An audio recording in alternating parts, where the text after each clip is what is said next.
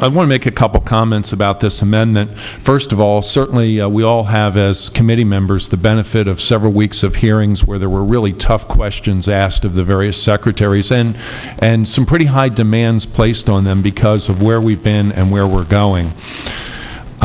We've also had the benefit of hearing from constituents, and I think this amendment, as was mentioned by previous speakers, is responsive to the wishes of many of the constituents I heard from, whether it be in the area of draconian cuts and hard cuts to some of the traditional areas. I think this budget, this amendment spreads the pain, if you will. It takes a different view of some of those areas. And, you know, I have to say, we have the benefit that the governor didn't have of those several weeks, and I think it makes it easier for this amendment then to carry weight. Having said that, in response to some of the comments about reserves, if you will, I've always been mystified since I've been a member of this committee, and I've been a member for many, many years now, of the responsibility of any budget secretary for certifying revenues before June for an upcoming year, let alone in an economy like this. I think it's almost impossible. And, you know, the federal government would probably do well to have a balanced budget requirement like our state has. But I've watched what's happened over the last couple years, and what we've generally done, in my opinion, is overestimate our revenue. And that creates a very unfortunate circumstance, because that means that midterm we have to start cutting.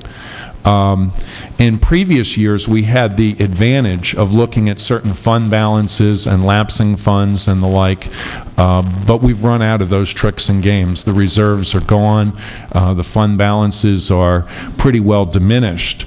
So to try to live within our means, particularly at this time, is certainly better. And this committee always has the option of doing a supplemental appropriation if, in fact, the projections appear to be, or the actual revenues appear to be significantly more than what they were. But I would echo the previous speaker's comments about the issues that we have. We have a $3.5 billion unemployment compensation obligation, and I doubt very much the federal government is just going to waive it and say, states, forget it, we're forgiving that debt. We certainly have no basis for believing that. The M-Care Fund was mentioned, $800 million. We probably owe a couple years' worth of interest on $800 million, and when that judgment enters, I guess presumably they can execute upon any asset that the Commonwealth has, like the liquor stores, the turnpike system. Just take it from us. That would be a horrendous result. And then, of course, we always have the increase in pension contributions that we all know are coming. One of the really disturbing things I've seen in previous budgets, again, having the advantage of being on this committee for a number of years, is there was a period of time, 2 or 3 years in a row, where we had $1 billion increases per year in DPW alone. $1 billion. It actually outpaced the increase in education. And I don't think most of our constituents have any idea of how out of control that spending did it, and it's not sustainable. We all know it's not sustainable. So I'm pleased to see that this amendment tries to, even though it is an increase, it's about a 1% increase in this budget to DPW spending, it certainly slows the pace of increase. It does place a tremendous burden on our departments to try and find administrative costs and savings. Our government is going to have to be more efficient, and I think that's what our taxpayers are asking for. I've personally examined some areas of that DPW budget and have found that the general attitude among the previous administration has been that a 9% administrative cost isn't high. Well, a 9% number on a $100,000 contract might be one thing, but a 9% administrative cost on a $300 or $400 million program is way too high. We can't afford it.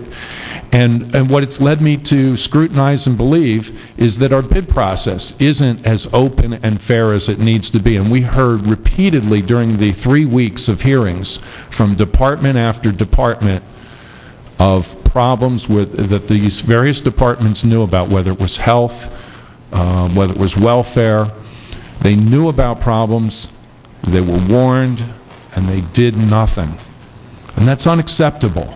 And so I think this budget, Mr. Chairman, gives us a tremendous opportunity for the House to get to work on sidecar bills and issues that we need to do, whether it's in the area of funding for charter schools, approved private schools, bid processes, finding fraud and waste, and general efficiencies. We have a lot of work to do to accomplish the goal. But if we do the things we need to do in this session, I think next year's budget will be much easier than it would be. We don't want to be next year at this time in the position where we were short, and we've got the first thing we have to do to get to a balanced budget is to pay the bills from that current year that we can't afford to do. And that's what we did the last 2 years. The first thing we had to do on that balance sheet is spend hundreds of $millions to close the debt because we overspent over projections.